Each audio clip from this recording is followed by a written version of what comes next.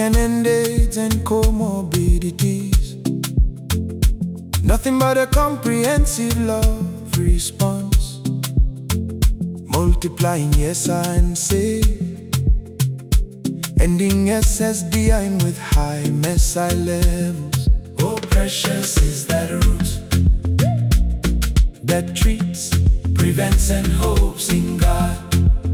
You are in that category of HIV Sero-Status Blind, but you are saying is a condom those condoms that means you are failing your love function. But also I've seen women who make the men drop the condoms. Ompise malaya. May remember Reverend Canon Gideon in his first story on Winds of Uganda channel. He told us how love saved his life. Well, he's back tonight, and it is Candlelight HIV Memorial Day. The theme, putting triple love at the task center of ending AIDS by 2030. The sub-theme, embracing HIV positive women, negative but vulnerable women, and Sero-Status Blind women. Reverend Gideon, thank you for returning. Thank you very much. So happy that you invited me again. Today is my special day also. My wife died on 30th April 1991, and so every 30th April is very special in my life. So as we do the International Candlelight for remembering those who perished under the AIDS flood, or those who are struggling, I take this special opportunity to thank Kellen, my late wife, for the love she showed, but also for the family that has continued to be around me. The Mutegaya family, the Eliphaz family, and also the present family. My wife Pamela, our kids, our young girls, love, patience and hope, and everyone around me that keeps these memories bearable and have made us transform our personal and family adversity into service for humanity at different levels and different sectors. So I'm humbled that I am able to share with you again on the issue of love. Love that heals, love that liberates the most vulnerable, love that transforms the most burdened countries and continents into powerhouses for better health and better security for all. I thank you. Wow. You spoke about the flood. Yes. It was really a flood. It was a flood. I personally lost about 8 people in my family. Yeah, that was tough. A flood. Yes, it was a flood. I remember arguing with my mom because we would bury like 4 people in a day. We moved here, and then she said, "Mwana wanje nsi aza kuwa," you know, because it looked like an end really. But also I remember telling her that not every person in the world is going to end. It's only those that are most vulnerable, most impacted by this disease that will perish. But there are countries and communities that will survive, where the love for neighbors and love for country have combined to give the necessary consciousness, the necessary competence, and the necessary resilience to fight the disease and the drivers around it. Yes, and my mom, of course, couldn't understand all of that, but I think she came to believe that we shouldn't be hopeless and powerless. I think that was the contribution I made her to believe that we shouldn't just resign to the ending of the world. We could do something to prevent and revert. And we have done. I mean, Uganda, we used to have a prevalence rate of 18%. Now we are at 5.2. We are still not good, but at least we are far much better than where we were. And we have reduced the infections, but still we are still standing on a mother-to-child transmission rate that is worrying, of 4,000 babies being born with HIV every year. So the theme of putting women at the center of our love responses is very timely to see whether we can achieve that zero transmission as part of ending AIDS.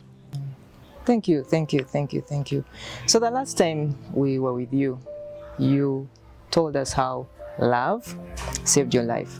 Yes. Today's theme talks about triple love at the task center of ending AIDS. So when you reflect on that, how does that love that saved you connect to these three loves and to the people we've lost along the way? You know, as we spiritually reflect, practically analyze, and hear stories, you really come to think that, or not think, to conclude that AIDS is not just a disease, but a symptom of something bigger on how we relate with the divine, how we relate with ourselves at different levels, family, community, country, continent, global, but also how we relate with ourselves. That if you have inner spirit, inner courage to be resilient against a problem, you are likely to resist. And you can only be resilient and able to resist it if you are surrounded by a supportive, caring, prayerful environment.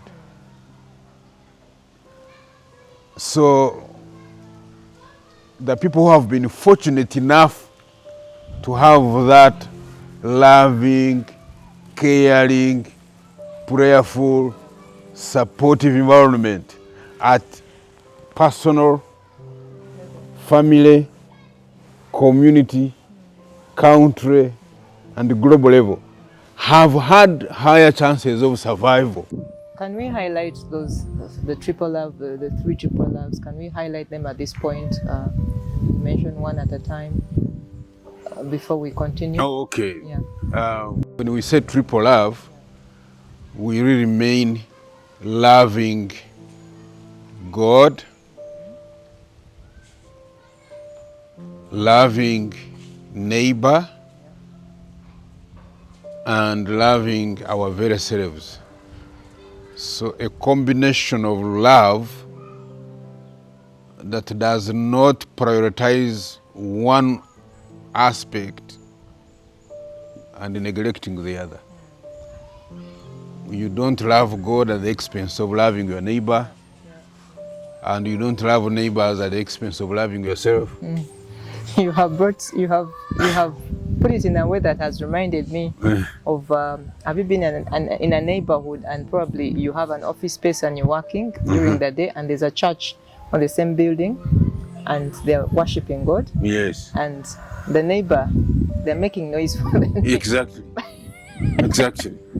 Yes. Yeah, so it reminded me of that scenario. Yes. And what are you loving your Yes. neighbor? Because your neighbor is trying to make I used money. to have a sitting And then room. Upstairs, there's a church. I used to have a sitting room worshiping that was nice to sit in and entertain guests. Yeah. Until my neighbor decided to rear pigs as a way of income. So, and so now If you must sit in the sitting room, you must close the windows, and then it's no longer AI ready. So it's something. This triple love is interesting. Yeah, it's something that you have to keep in balance. Yeah. I want to have this child. Yeah. You are the mother. You say, I want to have a baby. Yeah. Okay, you want to have a baby. So what is in the baby? What is in your plan? Yeah. What is it for? What is it in for the baby? Yeah. Yeah. Gohulu oyagala kuzaala omwana. Naye y'omwana oyo. Ayagala okuzaalibwa. Aha. Does the baby want to be born? Ate bw'anaazaalibwa anaayagalibwa. Will the baby be loved by the community or by the parents? And cared for. So you have to balance those decisions. Still going back to triple love.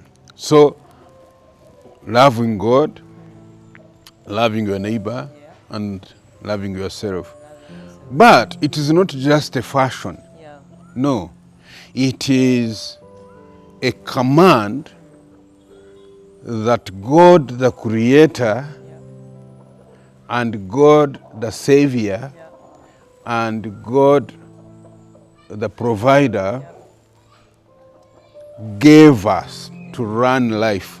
Because He created us out of love, that means we can only function well if the batteries are charged for loving the Creator, loving fellow creation, as we love ourselves. So every time we succeed in doing that, life is protected, health is improved, dignity is preserved. And those are the three things that make life. You exist, you are not dead, you are thriving, and you are connected to the source, the eternal, the Redeemer. So the opposite of triple love is triple domination. And triple domination squared. What do I mean? I mean, the opposite of triple love, one set of domination is you are toxically self-centered, and sometimes you are nakedly selfish, and most times you are non-repentantly self-righteous. You tend to think that truth resembles you.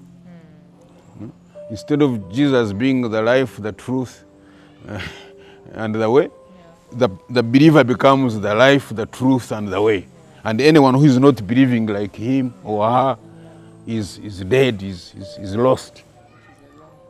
It's a long conclusion, because if you are not Muslim or you are not Catholic or you are, people begin now dividing and denigrating others who don't resemble what they are, or who don't believe in what they do. So the three go hand in hand.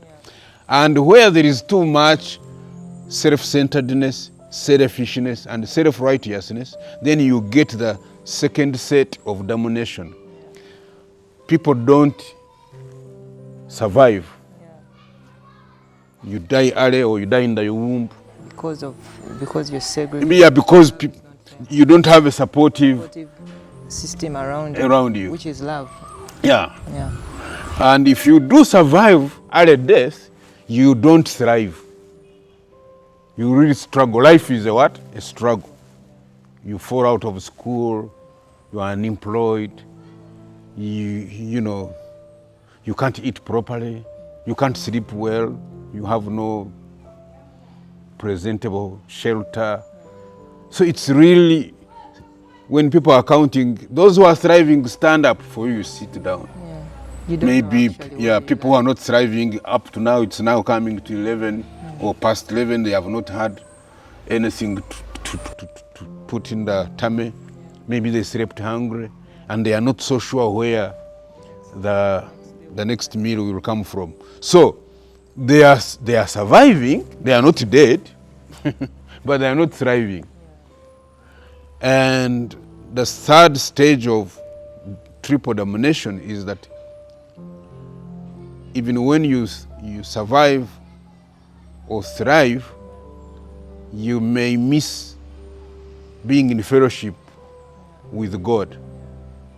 You can't be in communion. So that even when you have property and you have things that could essentially make you happy, you are not.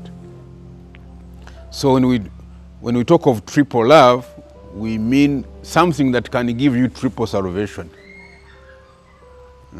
That you are saved from dying early, you are saved from struggling in life with the physical and the social needs, but also you enjoy that eternal connection. You know, you're like a light. When a light is connected to a switch, you know, where the source doesn't go, you know, it's always shining. Yeah. The wiring to the light. Yes. To the switch. Yes. There are three. They are all The well. wiring is not well connected, the light will not light. Yes. Even the switch will not function.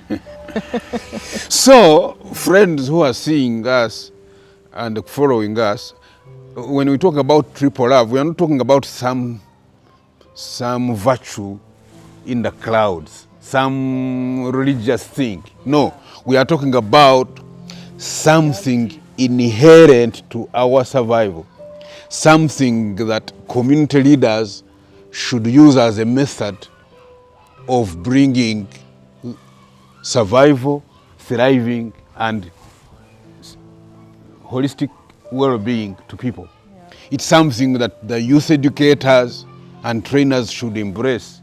It's something that societal governors who are doing the laws and the adjudicating justice or dispensing justice or enforcing laws should adopt, not as a luxury, but something that is central to bringing our HIV vulnerable communities out of the quagmire we are in. Thank you, Reverend. Now, in our next segment, moving to Women at the Center, the sub-theme puts a spotlight on the three groups. That's those living with HIV, those that are negative but vulnerable, and those who choose to be Sero-Status Blind. In your work, what does it look like to truly embrace all the three, not just in words, but also around a candlelight gathering like this tonight? Okay. But even before we get there, would you help us know what is Sero-Status Blind, people who are in that category, and then also differentiate the vulnerable and differentiate the three groups? Okay. Yeah. Maybe before I differentiate the groups, let's now get how the triple love as a concept works in the lives of the women who are negative, positive, or discordant. Because for triple love to function, it has to be allowed to function. No one should stand between me and receiving the love of God. So like people who condemn, you are cursed, you are what, you don't belong here, you know, God doesn't love you. Those are breaking off that source, that connection. But nothing also should stand in between my capability to love my neighbor. So people who make me feel prejudiced, who make me feel that killing that group is actually doing God's work, those are really blocking the love of neighbor. So nothing should stand in between. And nothing should stand in between loving myself. Because if you make me lose my self-esteem, my self-belief, then there is no way I'm going to respect the neighbor. I may even not understand what loving a neighbor means, because it's not part of my Sometimes experience. people just think it's just the surface, just love, but Yes. it's more than, it's deeper, it's Yes. in actions. It is the way I treat you, Yes, the way I treat my neighbor. exactly. Oh, will I fear to touch you because you're HIV, or will I fear to hug you, or will I fear to...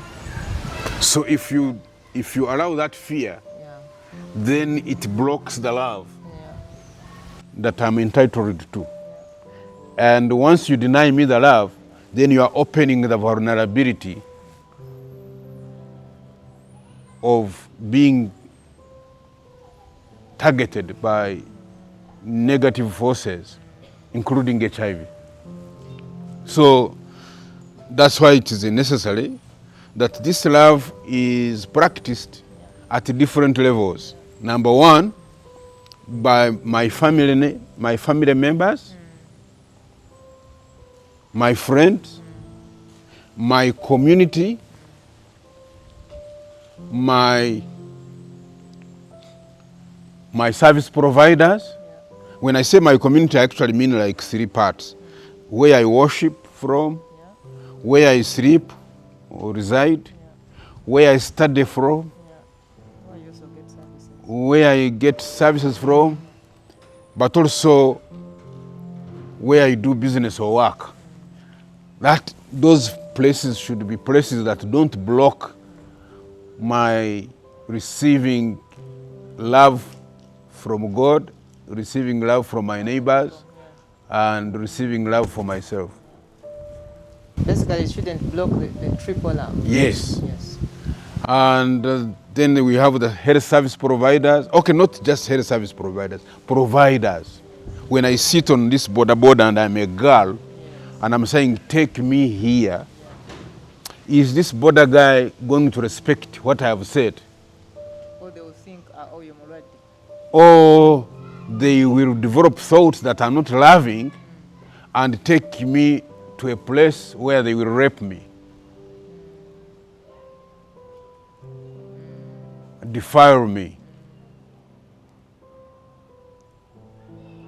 You have seen people who call us on invitations on a date or something out, come out. Yeah. And then the girl stays there and then it's coming late. Yeah. And she says, but I'm really getting late. And this woman says, I will take you home, don't worry.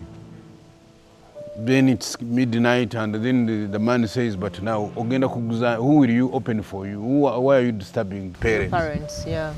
Open at this time of the night. Yes. And they give you a solution. And they give you a solution. So their love of neighbor has failed. Yeah. And that means you have now also failed me because I will not love myself. I'm going to do things that are against my conscience. So that's why the 3 types of love are connected. And they should be got from all those levels: the family, the friends, the community, the service providers, and from government. My government should show concern. They should show that I exist, and I am valued, and I'm protected and defended from preventable diseases and epidemics, from controllable conflicts and disasters, but also from non-inevitable death that is both tragic but also life-wasting. We have deaths in Uganda, in Africa, that really make the heart of God bleed. The natural ones, fine, but for a boy or girl to graduate in absentia, or for a man driving towards the home and is blocked at the gate and hit, those type of deaths that come because there is no love of God, love of neighbor as we love ourselves, are as damaging to the community as they are damaging to God. So it's really, we are talking about survival and thriving as God intended it to be. So back to the definitions. The HIV negative women, but vulnerable, mean that I don't have HIV, the woman doesn't have HIV, but in the next minute, in the next hour, in the next day or week or month, they are likely to be positive. So they are negative, yes, because the risks and vulnerabilities facing them are such that you can't guarantee That you will not get it. yes. We have mothers who have produced babies when their babies are negative. Within the 6 months, the child is positive. What happened? Along the way. The child is positive. Something in between happened and made her positive. So, or they are raped, or they are defiled, or they are, whatever happens, that being positive, you have to have conditions of love that keep you negative. Then we have the positive women already, like my wife, Pamela, who must be loved in such a way that they live long, they become productive in their positivity, they are productive, but also they are participating in reducing the stigma, in eliminating mother-to-child transmission, and also in keeping others alive. So love also works there. And then we have women who are positive but have negative spouses. Or women are the ones positive and the spouse is negative. We call that discordant relationship. And it has its unique way of love. You know, the love of God and the love of neighbors self in a discordant relationship also has its own rules and responsibilities. The positive, the negative spouse doesn't say ndaba nakuyamba. Wandi badde wanga singana, you know, no uliranga. You even want to throw away the ARVs, you want to Just leave and go. yes, leave the relationship. But the negative spouse should love the positive spouse in a way that makes it bearable For her to survive. to survive and thrive. Yes. And of course the positive pattern also has a love requirement on to make sure that you do everything not to put your negative spouse at risk. So it's I think love is becoming an essential gradient, like how we talk about water, how we talk about air. But love is actually why we even exist. Exactly.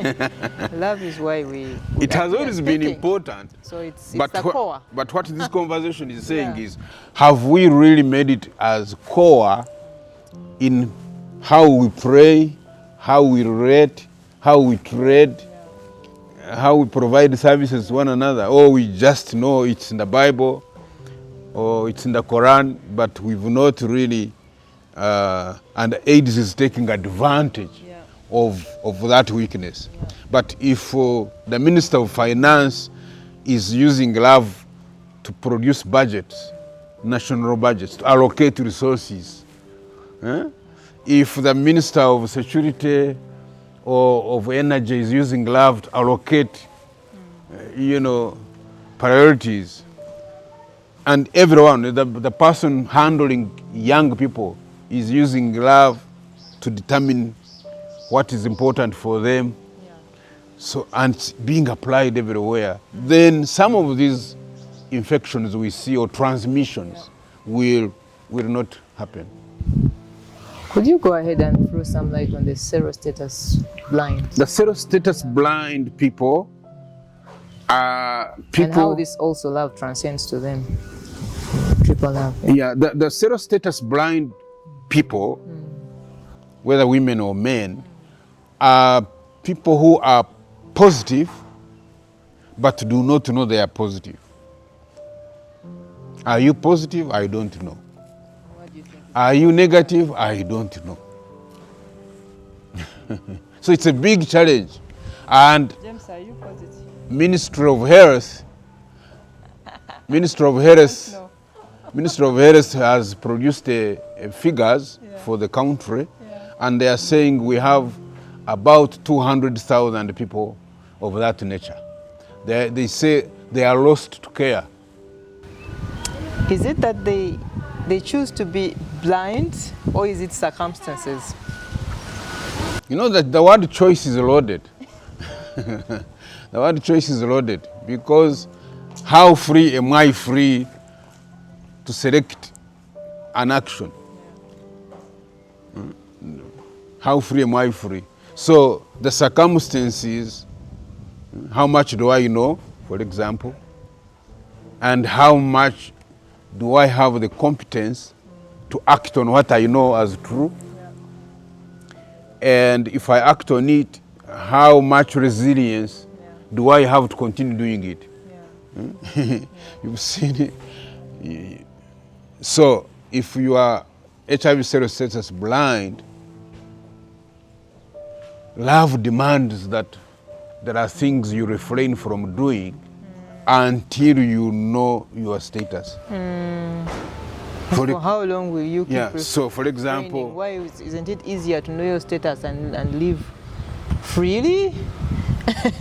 Yeah, but because of the stigma and the shame and everything else, or you are far from testing centers, the issue is before you know your status, for example, the first thing is abstain from all sex. If you can't prove you are negative, refrain from all sex. But if you can't refrain from sex, you must do it in a way that doesn't cause a new infection. So protection, what they call safe sex, it demands that you practice that. If you are going to be married tonight in the cathedral, they are announcing that they are almost putting a ring in you, but you have not tested, and you want to consummate your marriage tonight.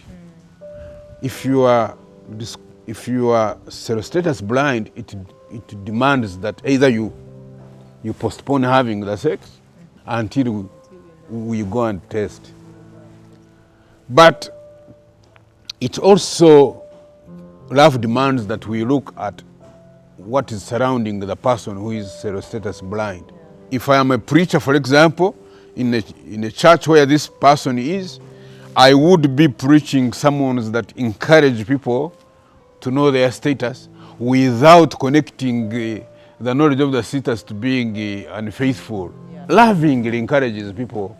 But I want also just mark that on the way preachers preach. Maybe it actually reminds me of in your story when you said when you went for a test, and the counselor or somebody there said, even you, yes, Reverend. Man of God. I think, man of God. So I think it's just we shouldn't categorize it that it's just the church leaders, but anybody can say it. Yes. Anybody can say it. So I've said we've said the 5 levels where everyone is demanded to do bit. My family, my friends, my service providers, including the preachers, where I buy the market things and so forth. Everyone is demanded to say, whatever I'm going to say, am I going to say it in love and out of love and wishing this person well? Because I think that is where we are lacking. For example, now we have the parliament in session, and people are busy making laws. Are these laws being made in good faith? Is the final outcome intended to produce health and well-being and security for all of us? Or is it for a certain few? Now, love demands that you apply equity and justice in every decision making. I've seen men who say skin to skin. Now, are you being fair? Are you being loving to this person? You even love the person. If you really love the person. Anze byo tebinyumira tebimpomera. And you've not tested? You are in that category of HIV Sero-Status Blind. But you are saying, nze bikondom ebyo, those condoms, that means you are failing your love function. But also I've seen women who make the men drop the condoms. Ompise malaya, twale tonesiga. That means this woman also is failing in their love function. Because in the end, this man will protect the prostitute, yeah. But doesn't protect the spouse at home. Yeah. Sorry, I used the wrong word, prostitute, but these days we call themselves pleasure consultants. Oh, okay, that's a new term. That's a new term for me, pleasure consultants. Yes. Good one. They are not common. It gives them the dignity. Yeah. Yeah. But if we can apply this love. And that's, when you think about it, that's applying love to them. Yes. Giving them that name. Yes. You're keeping their dignity. Yeah, you're keeping their dignity. Thank you, Reverend.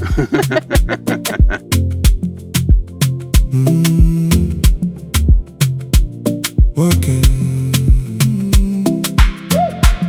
What can end AIDS and comorbidities? Nothing but a comprehensive love response, multiplying yes and say, ending yes. In our last segment, I would like you to talk to the next generation who are actually watching you, young men and boys watching you, something that they would carry from this conversation, because we need them in ending HIV in 2030. Yeah. Young people in Uganda constitute the majority of the population. But also, they are the most at risk. You are the most at risk to new infections and transmissions. You are most vulnerable to not only AIDS, but also to the drivers of the disease in terms of poverty, disempowerment. And UBOS has brought us a new term that we have to consider, that is talking about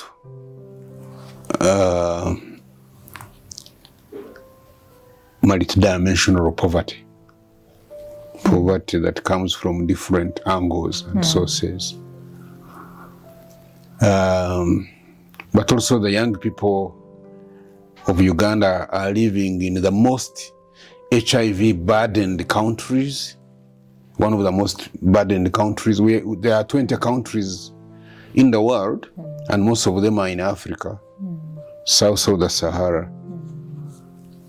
And they are also living in the most burdened continent. So, but they are also agents of change. They have the agency. They are not powerless. You are not powerless. What you only need to remember is that you are growing in a country, you are being born in a country, and living in a country that is deeply religious. 99.95% of Ugandan families and communities are religious communities. So to succeed in such a country and support it to end AIDS by 2030, especially from mother to child transmissions, you must adopt strategies that take religion and culture seriously. And the religion and cultural value that we have that is biggest, that is common through all religions and cultures, is love. Loving God, loving your neighbor as you love yourself. In Uganda, we call it Obuntu Bulamu. In Chinyarwanda, we call it Ubuntu. And in many other languages, it is really known as being civil, being human. So you have to look at how you are being nurtured, how you are being mentored, how you are being educated, and critique whether what you are receiving in education is leading you to loving God more, loving your neighbor more, and loving yourself better. If not, demand that the curriculum changes, that we, the teachers and preachers, do much better, because it is your life at stake. It's your country, it's your continent that needs to be saved from dying preventable causes. We have 3 sources of challenges that young people have to put solutions around. How do you apply love to tackle preventable diseases and epidemics? How do you apply love, the principle of love, triple love,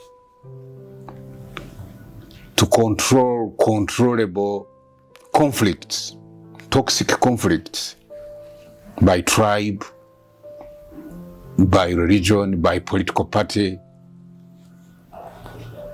by gender, by sexuality, by economics? Conflicts that really remove that cohesion, that love, and make you more vulnerable because you are not united enough. You don't have that solidarity to combine a problem because the colonialists usually call it divide and rule. And then the third angle is to look at the life wasting death that AIDS brings, that conflicts bring, that violence brings, and apply that love lens.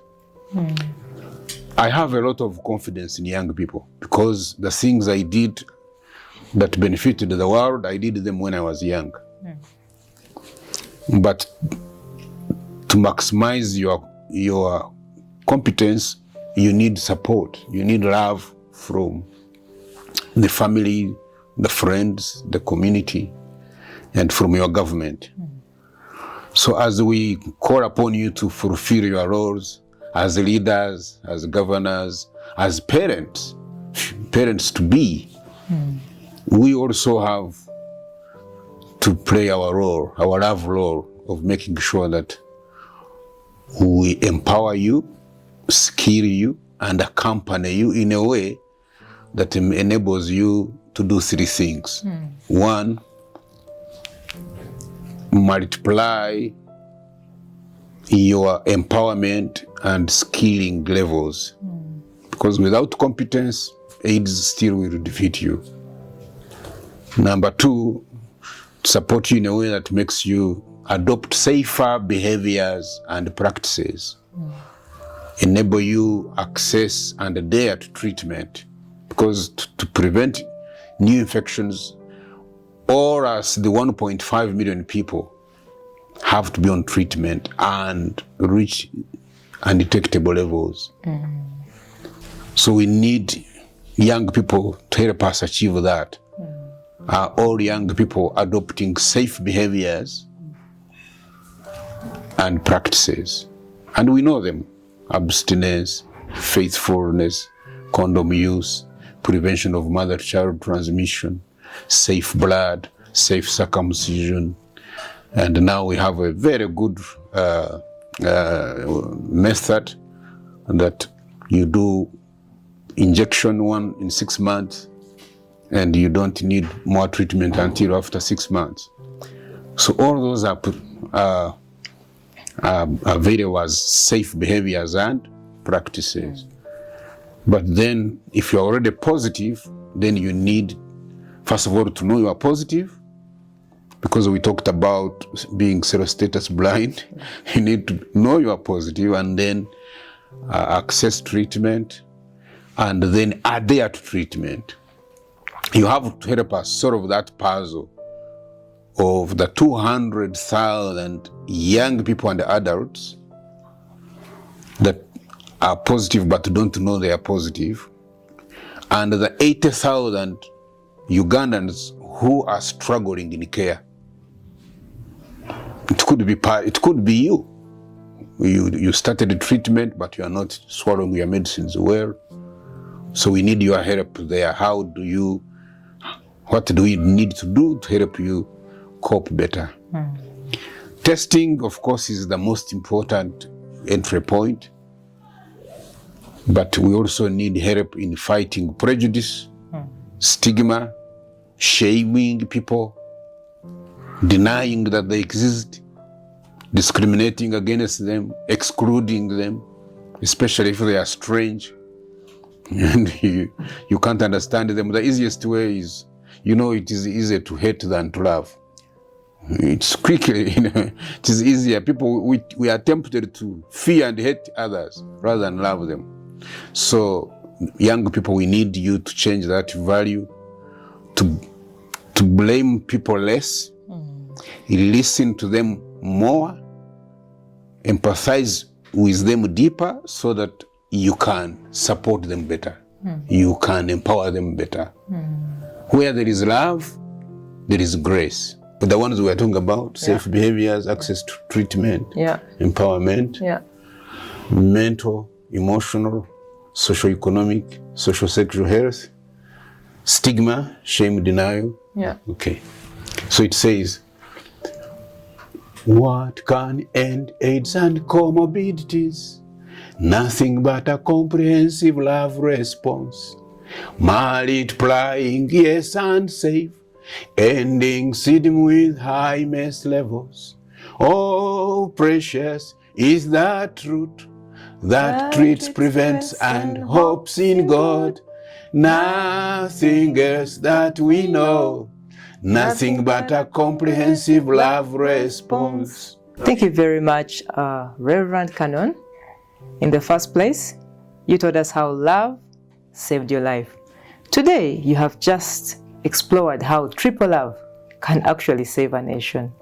Thank you so much. And from Winds of Uganda, we light this candle to all the people we have lost to HIV/AIDS and to the young generation that is leading us into 2030. Amen. Follow, share, like, subscribe for more real voices from the POW. Amen. If you love and I love, and we together love, the Holy Spirit will come down, and Uganda will be saved. And Uganda will be saved. And Uganda will be saved. If you love and I love, and we together love. Uganda is changing the story of HIV, and the progress is real. Today, 94% of people living with HIV know their status. 9 out of 10 are receiving life-saving treatment. New infections have dropped to about 37,000 a year. AIDS-related deaths are down by 64%. More families are staying together. More lives are being saved. More hope is being restored. But the journey isn't over. Every test taken, every life supported, one step closer to ending HIV/AIDS for good. The fight continues, and together, we can finish it.